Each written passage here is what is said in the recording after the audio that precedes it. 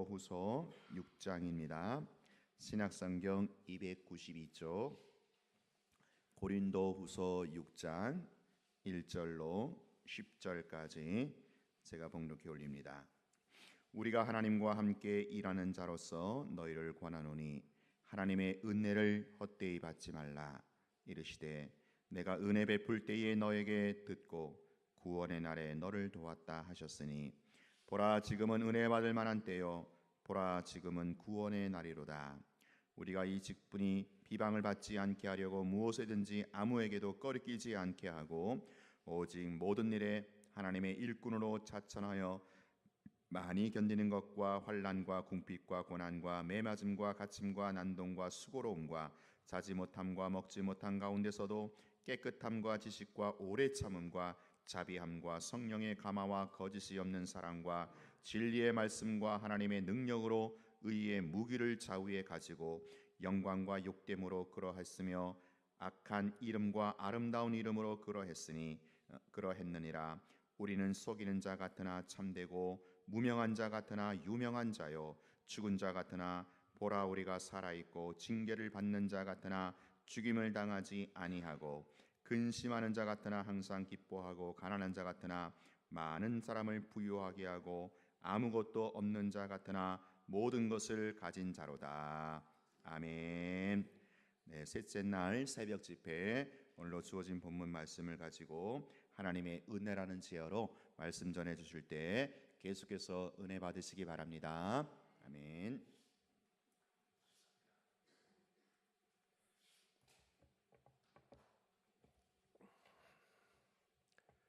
기도드리겠습니다. 이 아침에도 저희들을 만나주신 주님 감사합니다.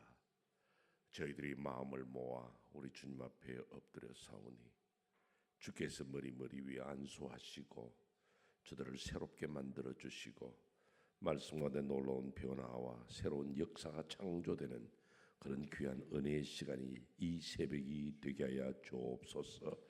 말씀 가운데 역사하실 하나님 은혜를 기다립니다. 사모하는 영혼, 사모하는 이 귀한 교회 위에 그리스도의 은혜가 충만히 임하게 하여 주옵소서. 예수 그리스도를 받들어 기도 올려옵나이다.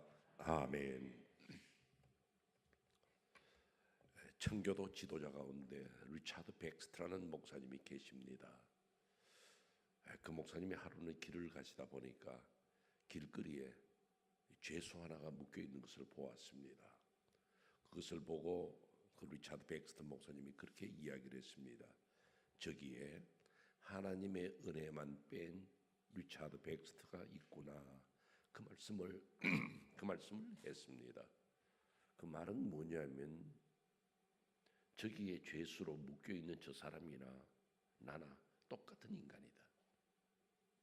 그럼에도 불구하고 나는 하나님의 은혜로 구원을 받았고 하나님의 은혜로 목사가 되었고 참 감사하다. 그 죄수를 욕한 것이 아니라 죄수를 바라보면서 내가 하나님의 은혜를 입은 사람이다. 그걸 깊이 느꼈다는 그 말씀입니다. 우리 신앙생활 하다 보면 성도들이 은혜란 말을 참 많이 씁니다. 예를 들어서 목사님이 설교를 마치고 나면 목사님하고 인사하면서 목사님 오늘 하나님 말씀 전할 때 제가 참 은혜 많이 받았습니다. 은혜란 말을 씁니다. 또 때로는 우리 성도들이 서로 인사하면서 나 오늘 시내 나갔다가 큰 교통사고 났는데 나는 하나님 은혜로 이렇게 건강합니다. 그렇게 우리가 은혜란 말을 쓰죠. 그렇게 우리가 말을 쓰면서도 그 은혜에 대한 그 자세를 못 가질 때가 많이 있습니다.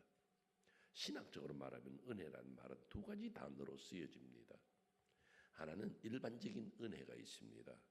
일반적인 은혜라는 것은 이 세상 사람들 죄인이나 선인이나 악인이나 어느 누구 할 것 없이 하나님이 골고루 주시는 은혜입니다. 비가 오는 것이나 바람이 부는 것이나 모든 주변 환경 그 모든 것이 다 동일하게 옵니다. 죄인의 머리 위에 비가 쫙 오고 길 가는데 비가 오는데 죄인의 머리에는 비가 오고 죄인 아닌 사람들에게는 비가 안 오고 죄 많은 사람 농사밭에는 비가 안 오고 죄 없는 사람의 밭에는 비가 오고 그런 식은 아닙니다. 누구에나 똑같이 공기도 주시고 물도 주시고 삶을 허락하는 걸 일반적인 은혜라 그럽니다. 또 하나 은혜가 뭐냐면 구속적인 은혜라는 것이 있습니다. 그것은 바로 이 세상에 70억의 인구가 있어도 다 구원받은 것은 아닙니다. 하나님의 택한 백성, 특별히 하나님께서 세우신 자들, 그들이 바로 구원을 받은 은혜, 구원의 은혜를 입은 성도들입니다. 바로 여러분과 제가 이 구원의 은혜를, 그럼 우리는 두 가지의 은혜를 입었죠. 그러니까 이 구원의 은혜를 입은 성도들이 이 은혜란 말을 잘 알아야 됩니다. 이 은혜를 피부에 못 느끼면 살다가 이게 어쩌다 그렇게 잘 됐겠지, 어제 아침 말씀드린 것처럼 어쩌다가 우연히 그런 식으로 생각합니다. 그러나 우리 성도는 철저하게 늘 생각하는 것이 내가 살아가는 모든 것이 하나님의 은혜다. 이거를 우리가 느낄 수 있고 또 이것을 고백할 수 있어야 됩니다. 그렇지 않으면 성도가 아닙니다. 자식이 부모의 사랑을 받으면서 제가 아버지의 은혜로 이렇게 이만큼 성장했고 일가를 이루었습니다. 그래서 부모에게 고마움을 표하는 것처럼 성도들은 날마다 살아가면서 하나님의 은혜다, 하나님의 은혜다. 그러면서 하나님을 내가 찬송하게 되고 내가 어떻게 하면 하나님 은혜를 갚아볼까? 그래서 교회에서 충성하는 거예요. 내가 물질을 드리는 것도 하나님의 은혜가 너무너무 감사해서 무엇으로 내가 주의 은혜를 갚을까요? 그런 마음 자세에서 물질도 바치고 헌신도 하고 희생도 하는 거예요. 그런데 이 은혜를 제가 여러분에게 말씀을 드리면서 우리는 이 은혜에 대해서 오늘 이 아침에 두 가지 말씀을 생각합니다. 우리 이 구원의 은혜를 받았을 때에 우리 성도들이 어떻게 하면 은혜의 삶을 살까? 은혜가 무엇인가? 제가 여러분들에게 이 은혜에 대해서 말씀하는 이유가 있습니다. 여러분은 그냥 이번 주일부터 우리가 부흥에 참석하고 오늘까지 왔습니다. 그냥 참석하셨지만은 저는 제가 이 설교를 이 6번의 설교를 한 개의 설교 가지고 나누어서 말씀을 드린다 생각하면 됩니다. 하루 1시간 설교할 때 한 목에 다 여러 말씀드린 게 아니고 쪼개어서 말씀을 드린 거예요. 제가 주일날 말씀을 드린 것은 우리 신앙생활이라는 것이 무엇인가를 말씀드렸습니다. 언제나 하나님을 의식하고 살자. 어디에서나 교회를 이루고 어디에서나 성전을 이루고 살아야 된다는 걸 말씀을 드렸지요. 그러면 성전을 이루고 사는 성도들은, 하나님을 의식하고 성도들은 그냥 사는 것이 아니라 정신을 차려서 이 시대에 난 어떤 성도인가, 시대는 어떻게 되어 있느냐, 이걸 알고 살아야 한다고 말씀을 드렸습니다. 그렇지 않으면 하나님이 웃고 계시고 우리는 그 아들에게 입 맞추고 살아야 한다고 말씀을 드렸습니다. 그래서 이제 이 시대를 보니까 시대를 나무랄 것이 아니라 내가 문제였다는 것을 생각합니다. 바로 어제 새벽에 말씀드린 것처럼 깨닫고 보니까 하나님은 떠나고 안 계시는데 그냥 하나님도 없는데 나는 그저 하나님 있겠거니 하는 그 습관적인 신앙생활을 버려야 바르게 산다. 그걸 말씀을 드렸습니다. 그러면 내 자신을 깨닫지요. 내가 이제 바르게 살아야지. 바르게 사는 방법 다른 거 없습니다. 어제 저녁에 말씀드린 것처럼 내가 죽어야 주변이 삽니다. 내가 죽어야 가정이 삽니다. 그럼 내가 죽자. 제가 목회에서도 느낀 게 바로 그겁니다. 내가 죽지 않으면 성도들이 못 삽니다. 내가 교회에서 살아가지고 막 하면 성도는 다 죽어버려요. 그렇기 때문에 여러분들 가정이나 어디에서나 내가 죽어야 되는 거예요. 근데 내가 죽으면요 무슨 힘으로 하겠어요? 그게 바로 하나님의 은혜로 하는 거예요. 우리는 아무런 힘이 없습니다. 김 목사가 뭘 해서 목회를 했겠고, 제가 아버지입니다. 가장으로서 어떻게 가정을 이끌어 가겠어요? 그게 하나님의 은혜거든요. 그렇기 때문에 이 은혜에 대해서 우리가 배워야 됩니다. 은혜란 뭐냐? 은혜란 무엇이냐? 은혜를 어떻게 받느냐? 실제로 여기 고린도후서 6장이 바울 사도가 하나님의 은혜에 대해서 너무나도 자상하게 말했습니다. 이제 여러분들 성경 본문을 오늘 아침엔 저하고 같이 읽으십시다. 이제 성경을 펼치십니다. 성경을 펼치시고 저와 함께 보십시다. 자, 1절부터 읽겠습니다. 1절부터 제가 보는데 여러분들 제가 짚어드릴 때 자세히 보세요. 1절입니다. 우리가 하나님과 함께 일하는 자로서 우리는 하나님과 함께 이제 일하는 거 구원받은 하나님의 백성입니다. 너희를 구원하노니 하나님의 은혜를 헛되이 받지 말라. 이거 제가 설명 드릴 거예요. 이르시되 내가 은혜 베풀 때에 너희에게 듣고 구원의 날에 너를 도왔다 하셨으니 보라 지금은 은혜 받을 만한 때요 보라 지금은 구원의 날이로다. 이제 이것도 설명 드릴 겁니다. 우리가 이 직분이 지금부터 하나님과 함께 일하는 이 직분이에요. 이 직분이 비방을 받지 않게 하려면 어젯밤 말씀드렸지만 내가 죽습니다. 나는 아무것도 못해요. 나는 나를 부인하고 삽니다. 그러면 어떻게 일의 결과가 나타나겠어요? 비방을 받지 않게 하려면 무엇이든지 아무에게도 거리끼지 않게 하고 이제 설명합니다. 4절 오직 모든 일에 하나님의 일꾼으로 나는 하나님의 일꾼이다 자천하여서 견딜 수 있는 힘이 바로 은혜 받아야 됩니다. 환난과 궁핍과 고난과 매를 맞아도 갇혀도 난동과 수고로움과 자지 못함과 먹지 못함 가운데서도 감당할 수 있는 힘이 어디서 오느냐? 은혜 받으면 됩니다. 이게 은혜된 지금 설명이에요. 깨끗함과 지식과 오래 참음과 자비함과 성령의 감화와 거짓이 없는 사랑과 진리의 말씀과 하나님의 능력으로 의의 무기를 좌우에 가지고 이 말씀들은 뭐냐면 내가 어떻게 견딥니까? 내가 어떻게 충성할 수 있습니까? 내가 어떻게 사랑할 수 있습니까? 은혜 받으면 돼요. 이 말씀을 잘 분석해 보세요. 내가 수고합니다. 결과가 어떻게 나타났냐? 은혜 받으면 결과가 나타난다는 거예요. 내가 자지 못하고 고통을 받았습니다. 매를 맞았습니다. 감옥에 들어갔습니다.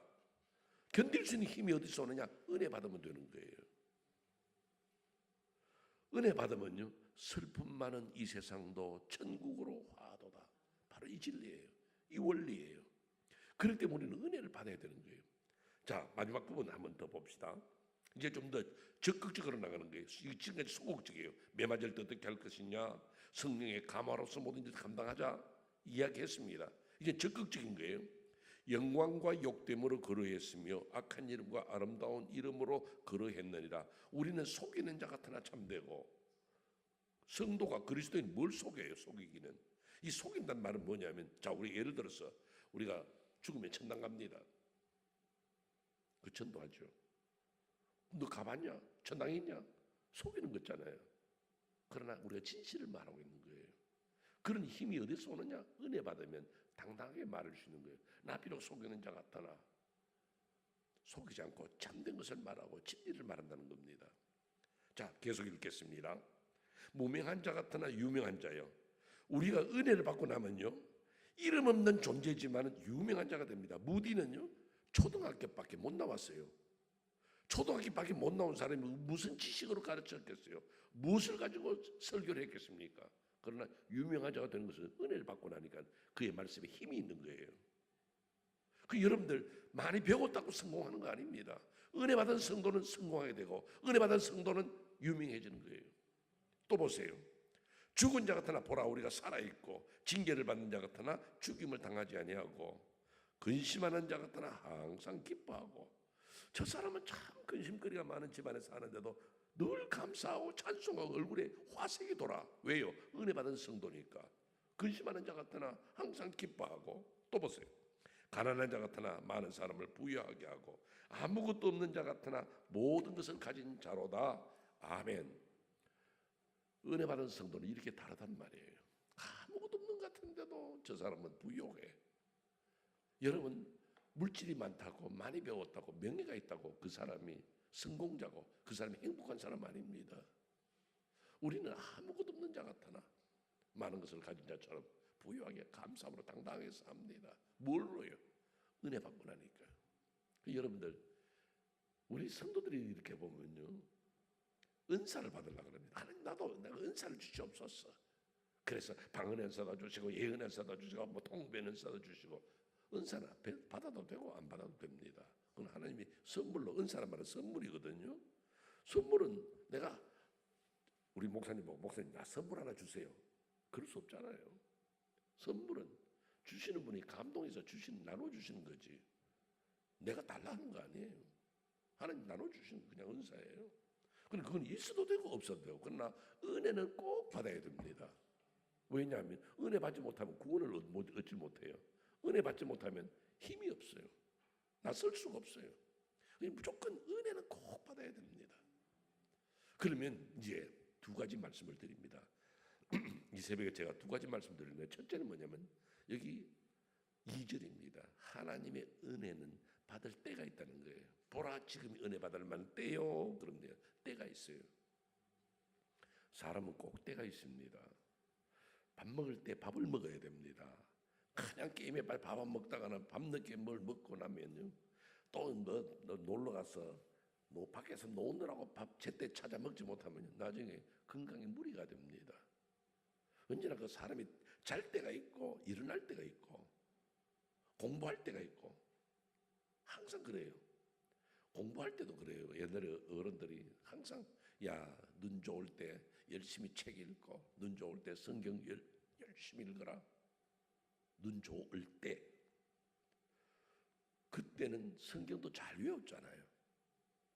머리가 팍팍 돌아갈 때가 있어요. 공부할 때가 있어요. 옛날에는 이 고린도전서 13장 같은 거 교회마다 성경 퀴즈대 또는 성경 암송대 해가지고 많이 했거든요. 그럼 그때 고린도전서 13장도 외우고 히브리서 11장도 외우고 믿음장, 소망장 그러면서 외우는데 그 외워졌어요. 지금은 외우기는 무슨 외워요. 읽고 나면 어디를 읽은지도 잘 몰라. 기억이 없어요. 기억이 없어. 왜냐하면 머리가 잘 돌아갈 때가 있습니다. 영어 단어도 외워질 때가 있어요. 건강도 가질 때가 있습니다. 젊어서 건강을 함부로 쓰다가 나중에 노년에 가서 건강을 옳게 챙기지 못해가 쓰러질 때가 있습니다. 모든 게 때가 있습니다. 그러면 은혜도요, 아무 때나 그렇게 오는 게 아닙니다. 은혜 받을 때가 있습니다. 그건 바로 목사님의 목회 프로그램에 의해서 이번에 우리 교회가 부흥회를 합니다. 그러면 그때 참석을 해야 돼요.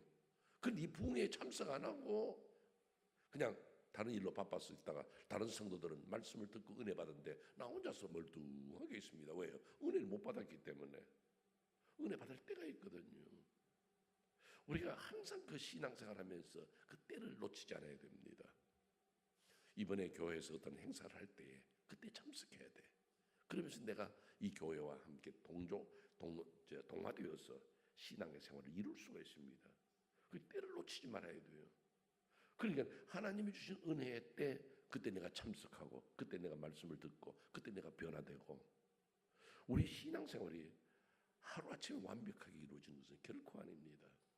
여러분들 이번 부흥회 때 은혜 받으신 줄로 믿습니다. 그런데 이 은혜가요, 여러분들 죄송하지만은 몇 달도 안 갑니다. 그때 내가 은혜 많이 받았는데 또 요즘 생활, 그때가 바로 은혜 받을 때입니다. 그때 내가 다시 머리 숙여 기도하고 말씀을 사모하고 주님 앞에 엎드립니다. 그럼 또 채워주시는 거예요. 그 때를 우리가 알고 놓치지 말아야 됩니다. 뭔가 허전합니까? 배가 고픕니까? 그러면 지금 밥 먹을 때구나. 배꼽 시계란 말이 있는 것처럼 우리가 그럴 때를 갖다가 감각하잖아요. 그 은혜는 받을 만한 때가 있다는 것을 꼭 아셔야 됩니다. 그럴 때를 놓치지 마세요. 내 기도 하나에 1시간, 그때가 가장 즐겁고, 내가 말씀을 읽어야 할 때, 은혜를 사모할 때가 있습니다. 어느 날 내가 참 기도하고 싶을 때가 있습니다. 그때를 놓치지 마세요. 그때는 하나님이 전에 올라와서 기도하고 아이들 재워놓고 그 침상 머리맡에서 같이 위해서 기도해주고, 그때를 놓치지 말아야 돼요. 그때가 가장 즐겁고 그때가 은혜 받을 만한 때라는 거 결코 잊지 마시기 바랍니다. 그러니까 오늘 아침에 은혜는 받을 때가 있다, 이거 기억하시고, 두 번째 말씀입니다. 두 번째 말씀은 1절입니다. 하나님의 은혜를 헛되이 받지 말라 그럽니다. 여러분들 하나님의 은혜를 주시면 받겠습니까? 안 받겠습니까? 받죠? 여러분 참, 제가 영어로 말하는 것도 아니고 한국말 하는데 대답은 참 시원치 않아요. 그냥 받겠습니다 하면 얼마나 좋겠습니까? 그냥 여러분 하나님 은혜 주시면 받겠습니까? 그런데 왜 바울 사도가 하나님 은혜를 헛되이 받지 말라 그러겠어요? 저는 이 성경 읽을 때요, 하나님 은혜를 헛되이 받지 말라. 나는 바울 사도 왜 그 말하는지 모르겠어요. 내가 지금도 하나님 은혜 주신다면 나 보따리 들고 다니면서 바게트 들고 다니면서 내가 하나님 은혜를 받겠는데 하나님 은혜 헛되이 받지 말라. 이해가 안 돼요. 왜? 은혜는 꼭 필요하고 은혜는 받을 때가 있는데 그럼 헛되이 받지 말라는 거. 제가 설명해 드릴게요. 지금 우리의 삶에는요, 우리의 주변에는요, 모두 하나님의 은혜로 되어 있습니다. 그런데 그걸 깨닫느냐 못 깨닫느냐에 따라서 하나님의 은혜를 받은 사람, 하나님의 은혜를 헛되이 받은 사람이 구분이 된다 그 말이에요. 제가 살고 있는 집을 우리 교회에서 사택으로 사주셨어요. 처음에 이민을 가서 아파트에만 살았거든요. 아파트에 살면 여러분들 지금도 아파트에 살고 콘도미니엄에 또는 뭐 사시는 분들은 그걸 느끼시겠지만 아파트에 살다 보면 좋긴 좋아요. 편리했어요. 그런데 아파트에 살면 뭐만 보이냐면 하늘만 보입니다. 그냥 옆에 쭉 하늘만 보여요. 그런데 주택에 살면요, 캐나다에는 없는 게 뭐가 있냐면 담장이 없거든요. 그러니까 이 밖이 보여요. 밥을 먹으려고 식탁에 탁 앉으면요, 저 창밖으로 길 가는 사람들이 보이고 자동차가 왔다 갔다 하고요. 참 좋아요. 그래서 이제 이민 가서 아파트에만 살다가 교회에서 사택을 사주시니까 얼마나 좋은지요. 앉아있으면 밖으로 사람이 보이고 단풍이 보이고 그렇거든요. 근데 이제 처음에 딱 갔는데 이제 보니까 이 집이 너무 더워요. 왜냐하면 1층이니까 위에 바로 집이 있잖아요. 여름 캐나다도 추울 땐 춥지만 여름에는 굉장히 더워요. 그래서 이제 어느 날 이사 간 지 얼마 안 된 뒤에 어느 날 집사람하고 같이 엄청 더운 날에 여보 도무지 위층에 못 자겠다. 우리 아래층에 지하실에 가서 좀 자자. 그래서 이제 지하실 내려가서 이제 요를 깔고 그다음에 이제 우리 두 내외가 잤습니다. 한참 자다가 우리 두 내외가 동시에 깼어요. 제가 잠을 자면 그냥 그대로 골아떨어진다 그랬잖아요. 우리 두 내외가 동시에 깼어. 왜냐면 허리가 너무 아파가지고요. 그걸 나중에 알고 보니까 그 지하실 방에 습기가 너무 많아가 온몸이 쑤시니까 우리 사람도 깨고 저도 깨고 안 되겠다 다시 이불 들메고 올라갔어요. 이거 집에 습도가 많으면 안 되는데 그래서 성도들을 의논했습니다. 우리 집에 이렇게 습도가 많아서 도무지 안 되겠는데 어떻게 하면 좋겠습니까? 그러니까 목사님 집에 지하실에 습기가 많으면 큰일 납니다 그래. 왜냐하니까 가구들이 다 틀어지고 문짝이 틀어지고 곰팡이가 생기고 병 생기고 큰일 납니다 그래요. 그것도 집에 처음 살아보니까 알 수가 있어야죠. 그럼 어떻게 해야 됩니까? 그러니까 제습기, 디휴미디파이어라는 걸 갖다 놓으래요. 그걸 또 그걸 하나 사가지고 갖다 놨습니다. 그러니까 이게 뱅 돌면서 물을 뽑아내는데요. 여러분 아시는 것처럼요, 이 제습기라는 것은 이 바람개비가 있어요. 바람개가 뱅 돌면요, 습기가 있는 공기를 빨아다녀요. 그럼 여기에 암모니아수 코일 같은 것이 있어가지고 이 물기가 있는 공기가 가다가 여기에 딱 부닥치면요, 물기가 여기에 부닥쳐가지고 물기가 붙으면서 물방울이 생기면 여기 땅바닥에 떨어지고 이쪽으로는 물기가 없는 공기가 나가거든요. 마치 여름에 이 여기 글라스에다가 물을 부으면 바깥쪽으로 물 생기는 거와 똑같은 원리예요. 그래서 이 바람개가 돌아가면 하는데 습기 있는 공기가 쫙 지나가면서 여기 딱 붙어가지고 물기가 떨어지고 그 다음에 물기 없는 공기가 나가거든요. 그렇게 보니까 너무 신기해요.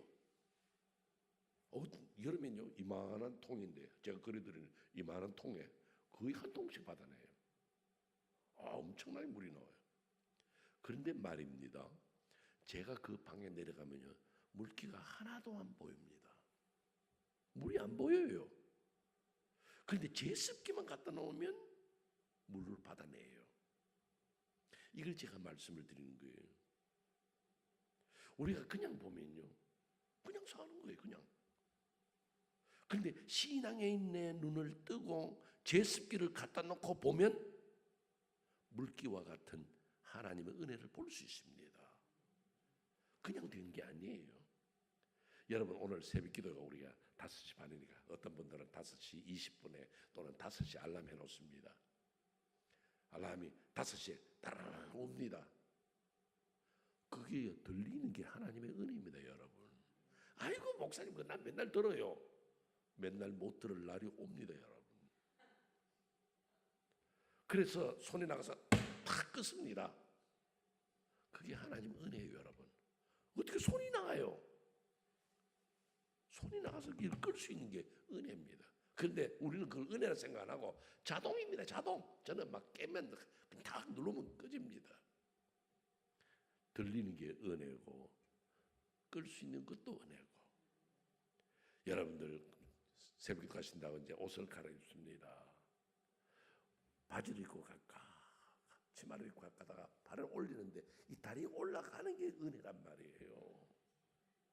하나님 목사님 맨날 올라갑니다. 옷 살아보세요. 맨날 올라가는가. 지금도 올라가는 게 하나님 은혜예요. 일어날 수 있는 것도 하나님 은혜. 신앙의 눈을 뜨고 보라니까요.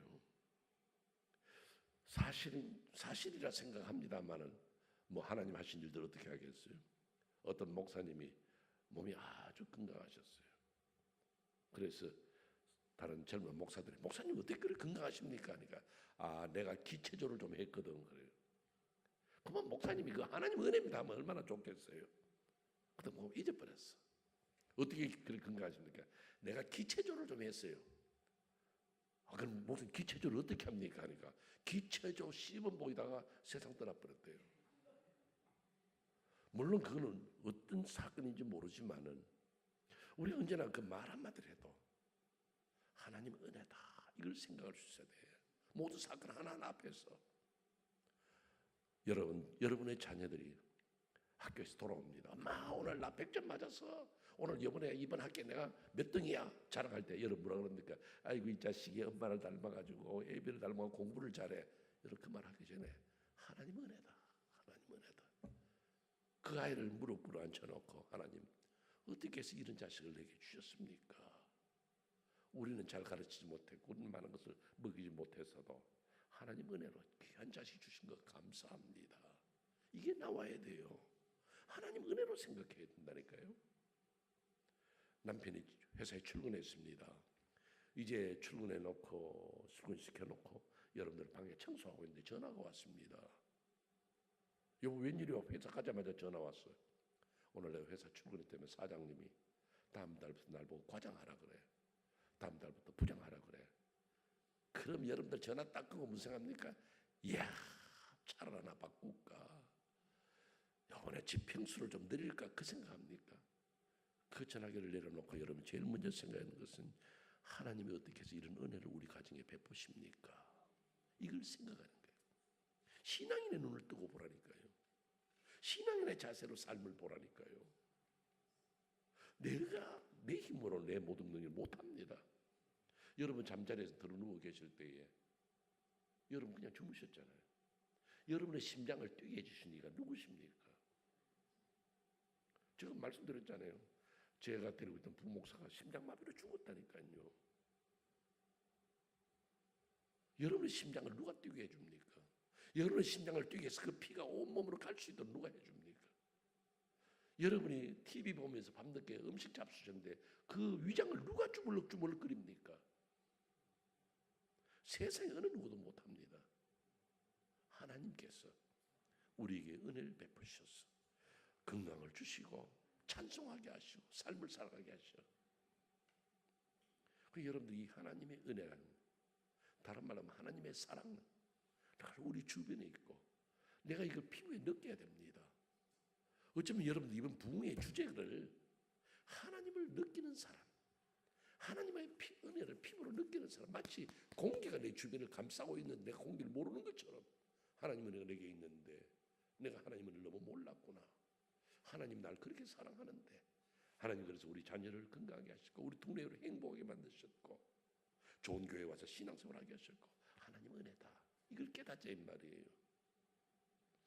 이제 설교를 마치면서 제가 시험을 한번 쳐야 되겠습니다.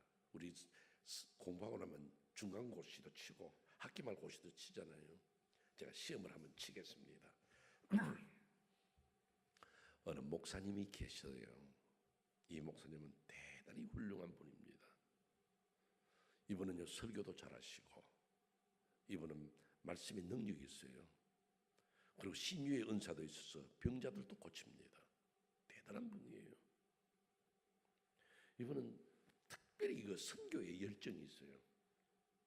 그래가지고 저 지역 지역마다 다니면서 하나님 말씀을 증거하고 그 놀라운 전도의 그 사명을 받아서 큰 역사를 일으킨 분입니다. 대단히 훌륭한 목사님이에요. 그런데 그분이 지병이 있습니다. 몸에 병이 있어요. 너무너무 고통스러워서 그의 그 삶 속에, 목회 속에 전도하는 일에 방해가 되었습니다. 때로는 이 몸이 아파서 가지를 못할 때도 있었고 너무너무 괴롭고, 그러니까 자기가 참 아무리 생각해도 목사님이요, 하나님 앞에 영광이 안 됩니다. 내가 남의 병은 고쳐주었는데 내 병을 못 고쳐. 이걸 어떻게 할까? 때로는 사람들이 그러지 않겠어요? 당신 병이나 고쳐. 당신은 남의 병 고치지 말고. 또 내가 하는 말씀을 증거하다가 이렇게 자꾸 쓰러지고 또 계획대로 모든 일들을 진행 못할 때 내가 이게 되겠느냐? 그래서 하나님 앞에 특별한 기도의 제목을 잡고 기도를 했습니다. 하나님, 내 병 좀 고쳐주십시오. 나 이 병 고쳐주시면 내가 주일 더 많이 하겠고 더 충성스럽게 하겠는데 난 나를 위해서 하는 거 아닙니다. 복음 위해서 내가 살려고 그러는데 병 고쳐주세요. 간절히 기도했습니다. 응답이 없어요. 병이 있어 그대로. 또 안 되겠어. 또 마음의 결단을 하고 더 간절히 기도했습니다. 하나님, 이 병 좀 고쳐주십시오. 그래도 병이 안 고쳐졌습니다. 이 목사님 이제 문제가 나옵니다. 이 목사님에게 하나님 은혜가 있습니까? 없습니까? 뭐라고요? 있어요? 없어요? 있어요? 병도 그대로 있는데요? 여러분 예를 들어서 기도했는데 사업이 안 됩니다. 하나님 은혜가 있어요? 없어요? 헷갈리죠? 그 하나님 은혜가 있으면 사업이 잘 돼야 되는데, 내 병이 고쳐져야 되는데, 내가 기도한 대로 우리 아들이 잘 돼야 되는데, 지금 이 목사님은요, 기도 응답이 없어요. 병도 그대로 있어요. 근데 하나님 은혜가 있어요? 없어요? 여러분들 그러지 않겠어요? 내가 그렇게 하나님 앞에 매달리며 기도하는데 하나님 날 사랑 안 하셔? 우리 집은 하나님 은혜가 없어. 여러분 그 말 안 합니까? 오늘 아침에 그걸 고쳐야 돼요. 제가 어느 목사님 얘기하는지 아세요? 바울사도예요. 바울사도 자기 몸에 병이 있어서 바울사도가 하나님 앞에 간절히 구했더니, 그런데 3번이나 그랬어요. 바울사도가 기도하면서 간절히 구했단 말을 할 때 얼마나 매달렸겠어요. 근데 기도 응답 없어요. 오늘 아침에 여러분 찬송 부른 것처럼 하나님께서 뭐라고 말합니까? 네 은혜가 네게 족하다. 내 은혜가 네게 족하다는 거예요. 병이 있는 채 기도 응답이 없어도 하나님 은혜는 내게 있는 줄로 믿으시기를 바랍니다. 기도 응답이 없어요. 안 이루어졌어요. 그래도 하나님 은혜는 내게 있다. 하나님 은혜는. 이제 여러분들 입에서요, 하나님 나를 사랑 안 하시죠? 하나님 내 기도 응답 안 해. 그런 말 하지 마세요. 하나님 은혜는 언제나 항상 내게 족하다, 감사하다. 그냥 무조건 감사만 하세요. 찬송만 하세요. 왜요? 하나님 날 버리지 않습니다. 하나님의 사랑은요, 그 사랑하는 자녀에게 대해서 끝까지 눈동자가 작게시고 계속 주시해 보시고 그를 도와주시고 역사합니다. 한 정형외과예요. 얼굴 고치는 성형외과 말고 뼈를 전문으로 하는 정형외과에, 이건 실화예요. 한 할머니가 손녀 같은 딸을 하나 데리고 여자를 데리고 들어왔어요. 처녀아이를. 나이 차이로 보면 손녀 같아. 그래서 이제 그 접고론의 원장님이, 할머니 어떻게 오셨습니까? 이제 간호사가 옆에 서 있고 원장 선생님 앉았고 그 젊은 처녀 같은 여자와 할머니가 같이 앉았습니다. 그래서 이제 어떻게 오셨습니까? 하니까 이 할머니가 하시는 말씀이, 여기 옆에 앉은 아이가 제 딸입니다. 아주 그 늦동이를 돈 같아요. 그래서 할머니 어떻게 오셨어요? 여기 제 딸인데 이 아이가 아주 어릴 때에 제가 친정에 갔습니다. 시골 친정에 갔는데 오래간만에 만난 우리 친정 어머니하고 만나서 너무너무 좋아서 이야기를 하고 있는데 이 아이가요 밖에 나가 놀았습니다.